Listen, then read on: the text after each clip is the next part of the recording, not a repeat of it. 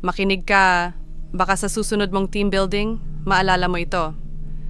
Dear DJ Lagim, April 15, 2019. Ako si Miko, call center agent. Nag-book kami ng team building sa isang private hot spring resort sa Pansol.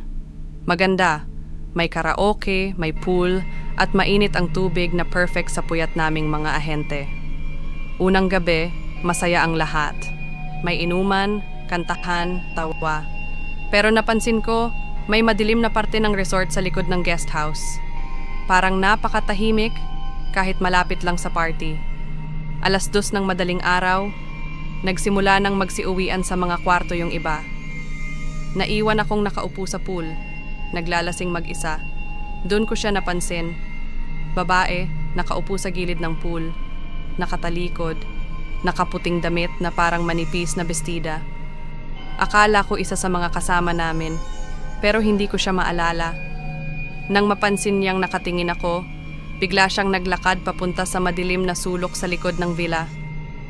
Wala akong narinig na yapak, parang lumulutang lang siya. Maya-maya, nawala siya sa dilim.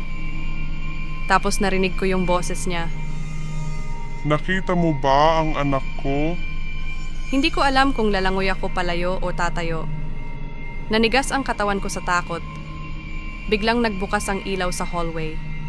May isa sa teammates ko na dumaan, kaya naglakas loob akong bumalik sa kwarto.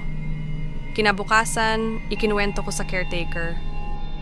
Sabi niya, may dating guest na nalunod ang anak at minsan daw nagpapakita ang nanay sa mga bisita, naghahanap pa rin hanggang ngayon. Simula noon, pag may team building ako, hindi na ako lumalayo sa mga kasama ko.